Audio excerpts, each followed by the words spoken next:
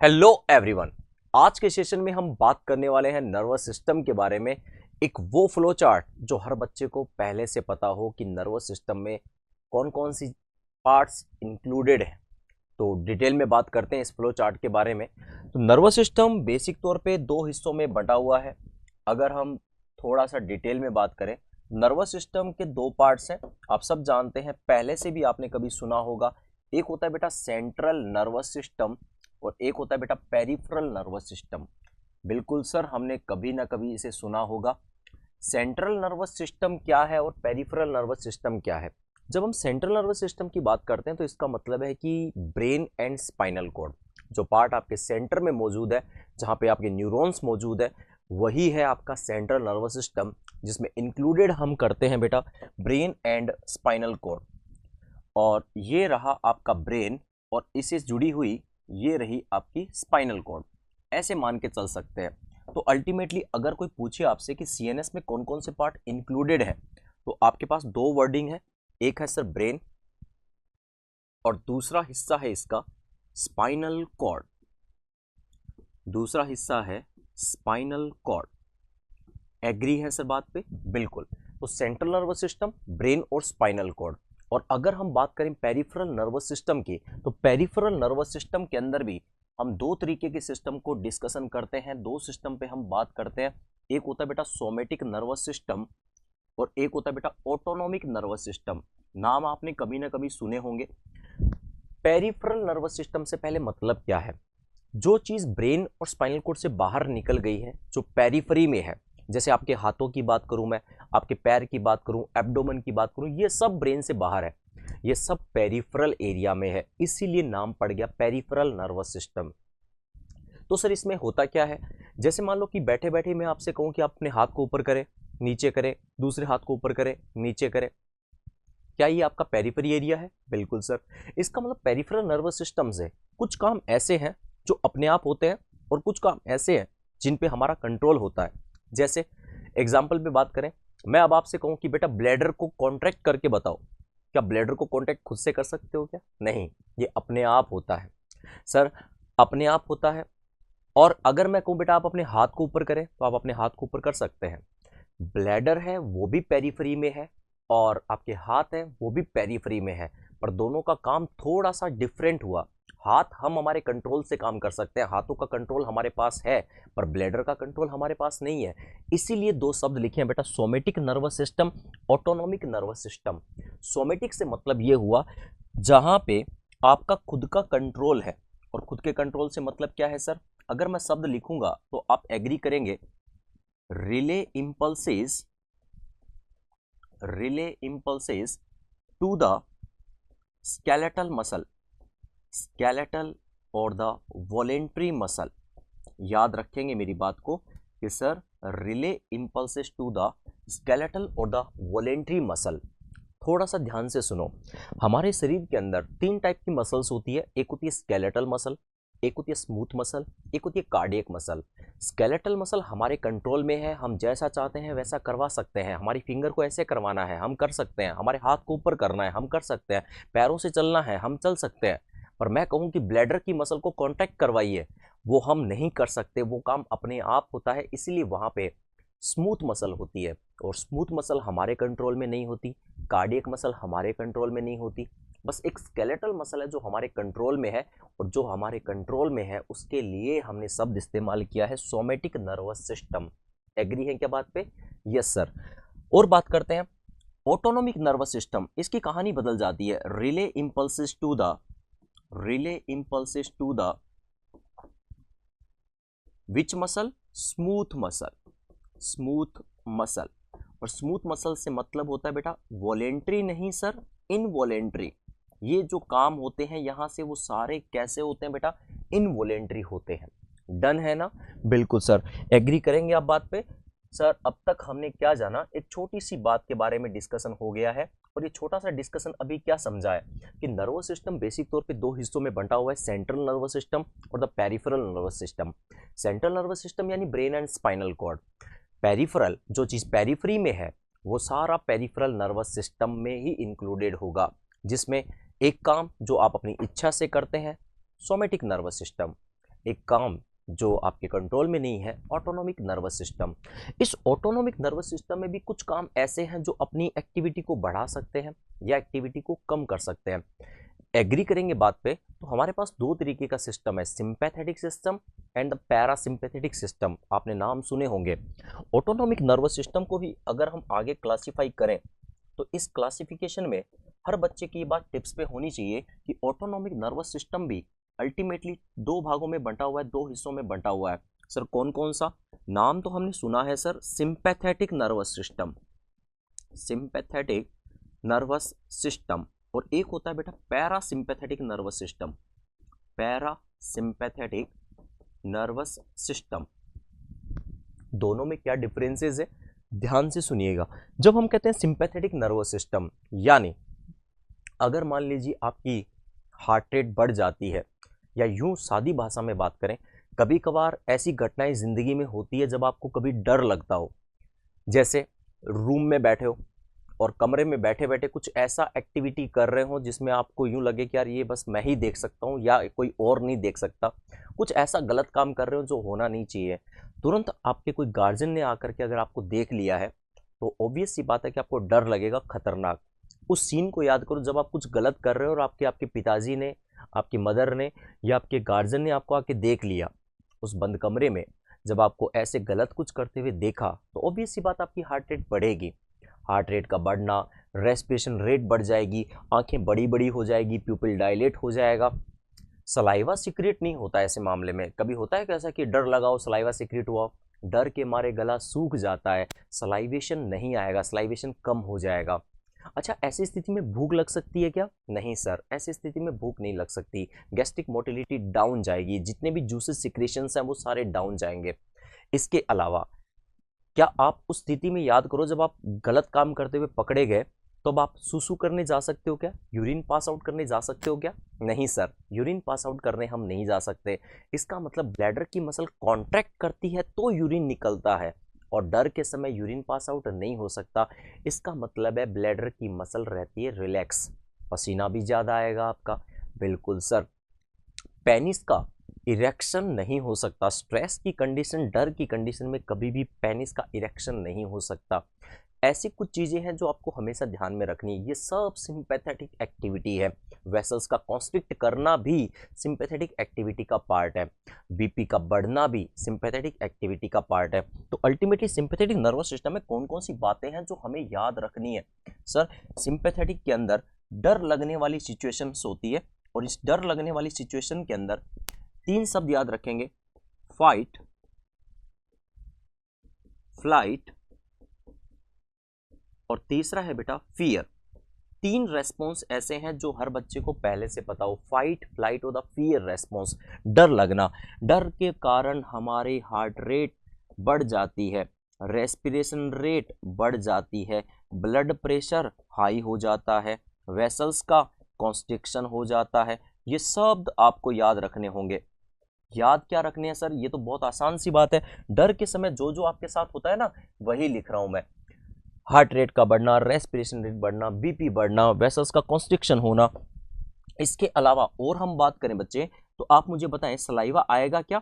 डर के मारे गला सूख जाता है, सलाइवेशन गोज डाउन, सलाइवा कम हो जाएगा आपका, salivation goes down.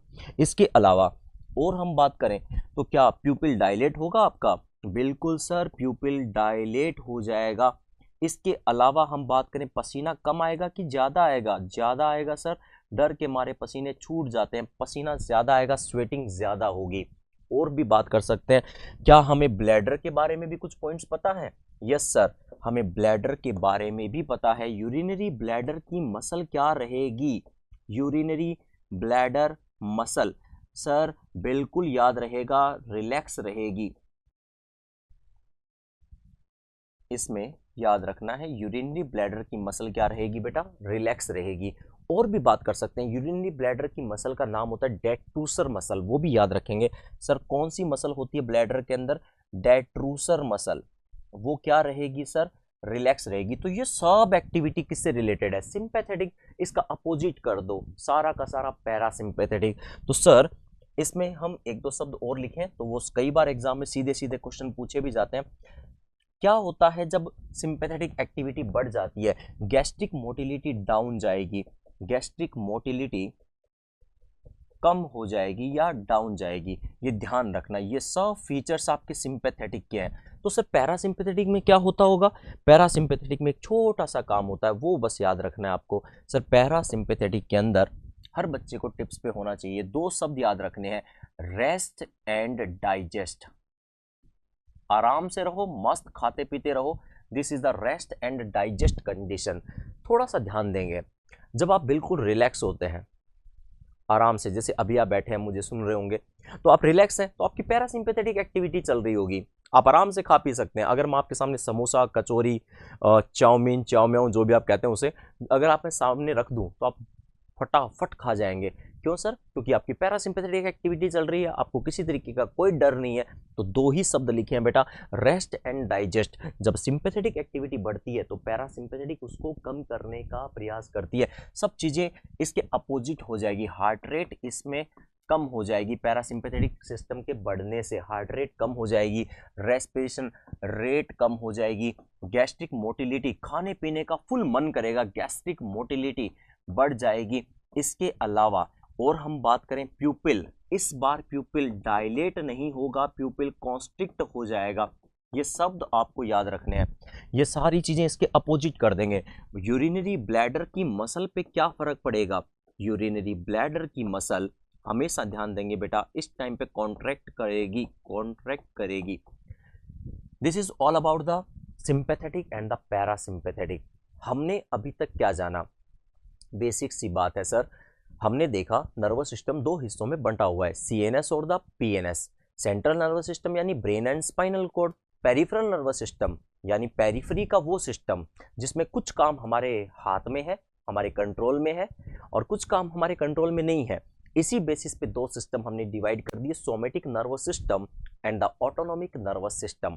Somatic nervous system जो काम हमारे कंट्रोल में है, वॉलेंट्री है, जिसमें हमारी मसल पे हमारा कंट्रोल है, वो है सोमेटिक नर्वस सिस्टम।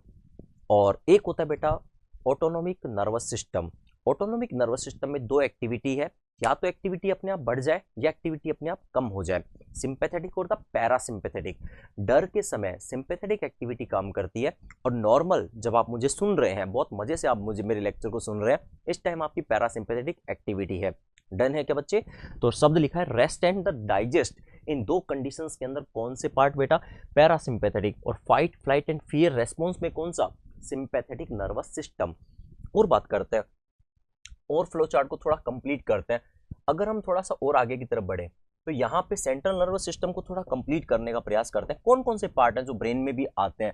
ब्रेन के भी कुछ हिस्से अलग अलग किए गए हैं, हर बच्चे को पहले से पता हो।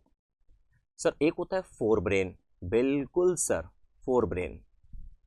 एक होता है बेटा मिड ब्रेन, हर बच्चा जानता है, फोर ब्रेन, मिड ब्रेन, और एक नाम और आता है बेटा hind brain. Fore brain, mid brain and the hind brain, तीन टाइप के ब्रेन के पार्ट्स हैं, फोर, मिड और द हाइंड ब्रेन। ये नाम तो सभी को पता होते हैं, पर ये नाम कहाँ से आए हैं, कहाँ से बने होंगे, इनके अलग अलग नाम भी इस बेसिस पे रखे गए हैं कि जब ये डेवलप हुए तो क्या नाम रहा होगा इनका। तो शब्द सुनिएगा, फोर ब्रेन का एक दूसरा नाम भी है जिसे हम लोग सादी भाषा में नाम से जानते हैं बेटा, प्रोजेनसेफेलॉन, प्रोजेनसेफेलॉन। मिड ब्रेन को हम लोग सादी भाषा में कहते हैं बेटा मीजेनसेफेलॉन, मीजेनसेफेलॉन। और एक होता है बेटा रोम्बेनसेफेलॉन, रोम्बेनसेफेलॉन। इस तरह से हमारे ब्रेन के तीन पार्ट हैं। ये नाम जो मैंने लिखे ना, ये डेवलपिंग फेज पे है, जब ब्रेन डेवलप हो रहा था उस दौरान ये नाम दिए गए हैं। फोर ब्रेन का दूसरा नाम प्रोजेनसेफेलॉन, मीजेनसेफेलॉन, रोम्बेनसेफेलॉन। तो आज के बाद fore brain, mid brain, hind brain जब भी पढ़ेंगे मेरे बच्चे, तो हमेशा ध्यान रखेंगे कि फोर ब्रेन को हम सादी भाषा में कह सकते हैं प्रोजेनसेफेलॉन, फिर मीजेनसेफेलॉन, फिर रोम्बेनसेफेलॉन। इसका और भी फर्दर क्लासिफिकेशन है, याद तो करना ही होगा क्योंकि नर्वस सिस्टम नाम ही कुछ ऐसा है, नर्वस नहीं होना है, बहुत चीज़ें आसान है इसकी, बहुत इजी है। सर किस तरीके से? जब हम कहते हैं प्रोजेनसेफेलॉन, तो बेटा प्रोजेनसेफेलॉन की भी अल्टीमेटली दो पार्ट आगे फर्दर डिवाइड हो गए थे, और इनके नाम आपको याद करने पड़ेंगे। टेलेनसेफेलॉन, एक शब्द आता है बेटा टेलेनसेफेलॉन, और एक होता है बेटा डायएनसेफेलॉन, डायएनसेफेलॉन। ध्यान देंगे सर, इसका मतलब प्रोजेनसेफेलॉन भी फर्दर दो भागों में बंटा हुआ है। बिल्कुल, टेलेनसेफेलॉन, डायएनसेफेलॉन, ये फोर ब्रेन के अंदर ही है, टेलेनसेफेलॉन, डायएनसेफेलॉन। इनमें हमें ब्रेन के पार्ट्स याद रखने हैं। जैसे टेलेनसेफेलॉन के अंदर कौन कौन से ब्रेन के पार्ट्स इंक्लूड किए गए हैं, आप याद रखेंगे। टेलेनसेफेलॉन में ब्रेन का सबसे बड़ा पार्ट आता है बेटा सेरिब्रम। हमेशा ध्यान रखेंगे, largest part of the brain कौन है? सेरिब्रम। वो किस में आता है? टेलेनसेफेलॉन के अंदर। इसके अलावा और बात करें, डिस्कशन करें, तो सर इसमें एक शब्द हम लेंगे एमिगडेला, याद करेंगे एमिगडेला। इसके अलावा एक शब्द और लेंगे बेटा हिपोकैम्पस, हिपोकैम्पस। और इसके अलावा एक शब्द और आएगा जिस पे कभी डिटेल में बात करेंगे, बेसल गैंग्लिया, बेसल गैंग्लिया, जिसे बेसल गैंग्लिया और द बेसल न्यूक्लियाई के नाम से भी हम जान सकते हैं। तो देखिएगा, टेलेनसेफेलॉन में cerebrum, amygdala, hippocampus, basal ganglia, ये सब ब्रेन के टेलेनसेफेलॉन के इंक्लूडेड पार्ट्स हैं। एक्चुअल में देखा जाए तो ये सब फोर ब्रेन में ही आ रहा है, फोर ब्रेन में सारे पार्ट्स हैं। बस याद रखने होंगे, एग्जाम के व्यू से भी याद रखना होगा ये फ्लो चार्ट कि सर किस तरीके से डिवाइडेंस है। डायएनसेफेलॉन में कौन है? तो डायएनसेफेलॉन को ऐसे समझ सकते हैं, जैसे डायएनसेफेलॉन, जैसे तुम लोग जिस कमरे में बैठे हो, अभी मुझे मेरा लेक्चर जहां सुन रहे होंगे, डायएनसेफेलॉन एक बंद कमरे की तरह है, जो हमारी खोपड़ी में भी एक बंद कमरा है, ऐसा ही कुछ एक बंद कमरे की तरह है डायएनसेफेलॉन, जिसे हम थैलेमस के नाम से भी जानते हैं। डायएनसेफेलॉन एक बंद कमरा है। आप अपने कमरे में जरा ऊपर की तरफ झांक के देखो, आपको छत नजर आ रही होगी, रूफ नजर आ रही होगी। इस रूफ को मान के चलना है एपिथैलेमस, एग्री है? जहां आपके पैर टिके हैं वो हाइपोथैलेमस, साइड की दीवारें मेटाथैलेमस, इधर की दीवार सबथैलेमस। तो आपकी चार दीवारी वाले रूम के अंदर एपिथैलेमस, नीचे हाइपोथैलेमस, सबथैलेमस, मेटाथैलेमस। तो अल्टीमेटली पूरे कमरे के अंदर ये सारे थैलेमस डिवाइड है और पूरे कमरे का नाम दे दिया बेटा थैलेमस, एग्री है? तो अगर कोई पूछे कि डायएनसेफेलॉन में क्या है, सर डायएनसेफेलॉन एक बंद कमरा है जिसकी ऊपर की दीवार एपिथैलेमस, नीचे का हाइपोथैलेमस, सबथैलेमस, मेटाथैलेमस, यही बंद कमरा हमारे ब्रेन में है। इसे हम लोग नाम से जानते हैं थैलेमस फैमिली, इसे हम लोग नाम से जानते हैं बेटा थैलेमस फैमिली। इस थैलेमस फैमिली में कौन कौन है सर? नाम याद रखेंगे, एपिथैलेमस, सबथैलेमस, इसके अलावा मेटाथैलेमस। ऐसे कोई भी नाम आ जाए आप हमेशा समझ जाएंगे। और यहाँ पे एक शब्द और लिखूंगा बेटा मैं, हाइपोथैलेमस। तो ये सब थैलेमस फैमिली है, थैलेमस फैमिली का बेचारा परिवार है यहाँ पे, हाइपोथैलेमस, हाइपोथैलेमस।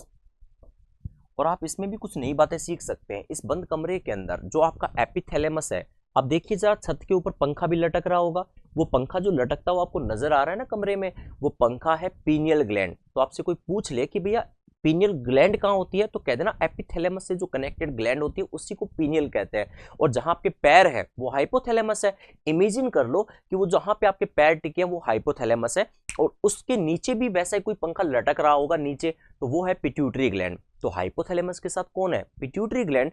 एपिथैलेमस के साथ कौन है? Pineal gland. लगे हाथ, ये भी बातें थोड़ी थोड़ी याद रखेंगे, एक्स्ट्रा डिटेल्स याद रखनी होती है हमेशा। एपिथैलेमस के साथ एक ग्लैंड का नाम जुड़ता है जिसको कहते हैं पीनियल ग्लैंड, और हाइपोथैलेमस के साथ एक ग्लैंड जुड़ती है बेटा जिसे कहते हैं पिट्यूटरी ग्लैंड। इस तरह से हमने एक क्लासिफाइड यहाँ फोर ब्रेन का कंप्लीट कर दिया है कि सर फोर ब्रेन में क्या क्या चीजें हैं। टेलेनसेफेलॉन है, डायएनसेफेलॉन है। टेलेनसेफेलॉन में ब्रेन का सबसे बड़ा part cerebrum, amygdala, hippocampus, basal ganglia. Diencephalon एक बंद कमरा जिसमें epithalamus, hypothalamus, metathalamus, subthalamus involve रहेगा। इसके अलावा मिड ब्रेन और द मेसेंसेफेलॉन, इसमें क्या है? इसमें बहुत सारी स्ट्रक्चर्स हैं, ऐसे अलग अलग फर्दर डिवाइडेशंस नहीं है, इसमें बहुत सारी स्ट्रक्चर्स हैं। मिड ब्रेन से एक जबरदस्त काम होता है, वो भी सुनिएगा क्या होता है। आपने कई बार देखा होगा कि सडन हम कोई काम कर रहे हैं, तेज धमाका हो जाए, एक ब्लास्ट हो जाए, एक बॉम्ब फट जाए, सडनली आपके हाथ कान की तरफ जाते हैं और प्यूपिल डायलेट कर जाता है। इसके पीछे कौन है? तेज धमाका होने पे, लाउड साउंड सडन आने पे हाथ कान की तरफ जाते हैं, प्यूपिल डायलेट हो जाता है। इसके पीछे मिड ब्रेन है। अगर आप ऐसा कर पा रहे हैं, इसका मतलब आपका मिड ब्रेन बहुत शानदार काम कर रहा है। हाथ कान की तरफ जाना, टिम्पैनिक रिफ्लेक्स, और प्यूपिल का डायलेट होना, प्यूपिलरी रिफ्लेक्स। तो मिड ब्रेन से भी हमने दो बातें सीख ली सर, प्यूपिलरी रिफ्लेक्स और द टिम्पैनिक रिफ्लेक्स। इनको मिला के कहते हैं बेटा स्टार्टल रिफ्लेक्स। ये कहाँ से कोऑर्डिनेट होते हैं? मिड ब्रेन से होता है। मिड ब्रेन से और भी बहुत सारे काम है, स्ट्रक्चर्स होती है इनकी, superior कॉलिकुलाई, inferior कॉलिकुलाई, superior corpora, inferior corpora, tectum जिसे कहते हैं। इसके अलावा कई और भी स्ट्रक्चर्स हैं जो इसको थैलेमस से कनेक्ट कर देती है। जैसे बारे में एक शब्द आता है सेरिब्रल पेडंकल, ये सब स्ट्रक्चर्स में इन्वॉल्वमेंट है। मिड ब्रेन के बारे में फिलहाल इतनी जानकारी ठीक है फ्लो चार्ट के अंदर कि सर दो रिफ्लेक्सेस करवाता है, प्यूपिलरी रिफ्लेक्स और द टिम्पैनिक रिफ्लेक्स। डन है ना? चलो, तो मेसेंसेफेलोन के नाम से जानते हैं मिड ब्रेन को। और बात करें हम तो रोम्बेनसेफेलोन। रोम्बेनसेफेलोन की कहानी में क्या है हमारे पास? रोम्बेनसेफेलोन में हमारे पास दो वर्ड्स हैं सर, एक का नाम है मेटेनसेफेलोन और एक का नाम है बेटा माइलेनसेफेलोन। मेटेनसेफेलोन या फिर एक शब्द और ले सकते हैं माइलेनसेफेलोन। सर ये कौन से दो पार्ट हो गए? सर जब हम माइलेनसेफेलोन की बात करते हैं, मेटेनसेफेलोन की बात करते हैं, यानी ये हाइंड ब्रेन का पार्ट है। रोम्बेनसेफेलोन के अंदर ये जो हाइंड ब्रेन है, इसमें मेटेन और माइलेन दो शब्द हैं। याद रखने का तरीका सीधा सीधा है। क्या आपने कभी फार्मा में एक ड्रग पढ़ी है पीसीएम, पैरासीटामोल? उसी को सीक्वेंस में रखना है और कुछ खास नहीं। मेटेनसेफेलोन के अंदर वही पीसीएम वाली कहानी अपन अप्लाई कर सकते हैं। यहाँ है पी और यहाँ है सी, और लास्ट में माइलेनसेफेलोन में आता है M. Sir P stand for क्या होता है? पी स्टैंड फॉर पोन्स होता है, C stand for cerebellum, cerebellum, और M stand for medulla oblongata. याद रखेंगे मेडुला। इस तरह से हमने ये फ्लो चार्ट पूरी तरह से कंप्लीट कर दिया है। सर बेसिक तौर पे ये फ्लो चार्ट हर बच्चे को नर्वस सिस्टम की जब भी आप शुरुआत करो या पढ़ने जाओ कि सर मुझे नर्वस सिस्टम बहुत अच्छे से डिटेल में पढ़ना है, मैं कहता हूं उसे शुरू करने से पहले, स्टार्ट करने से पहले ये फ्लो चार्ट हर बच्चे के टिप्स पे हो, तब जा करके आप अक्सर कहते हो कि सर अब हमारे नर्वस सिस्टम का बेसिक जो है वो हमने कवर कर लिया है। जो शब्द आपके सामने कवर किए गए हैं वो सारे अलग अलग सिस्टम वाइज डिटेल के अंदर एंटीरियर टू पोस्टीरियर मैंने कंप्लीट कवर कर दिया है। अक्सर ये भी बच्चे पूछ लेते हैं लास्ट में कि सर वो क्रेनियल नर्व, स्पाइनल नर्व कहाँ पे है? वो भी पेरिफेरल नर्वस सिस्टम का पार्ट है। इससे जो अगला लेक्चर है उसी में हम डिस्कशन करेंगे कि सर क्रेनियल नर्व और spinal nerve which is the part of peripheral nervous system, क्योंकि वो ब्रेन से बाहर निकल गई है और जो चीज़ ब्रेन से बाहर निकल जाए उसे हम पेरिफेरल नर्वस सिस्टम में इंक्लूड करते हैं। डन। तो ये फ्लो चार्ट रहा आपके सामने। एक बार आराम से घर बैठ करके इसको रिवाइज करें, नोटबुक में लिखें और कमेंट सेक्शन में ज़रूर बताएं कि क्या ये फ्लो चार्ट आपको याद हुआ। अगर नहीं हुआ है तो दोबारा रीगेन करके दोबारा इसको चला करके वीडियो को सुनेंगे तो ये फ्लो चार्ट आपके टिप्स पे रहेगा। आज के सेशन में इतना ही, नेक्स्ट टर्न पे हम और बात करेंगे। Thank you to all.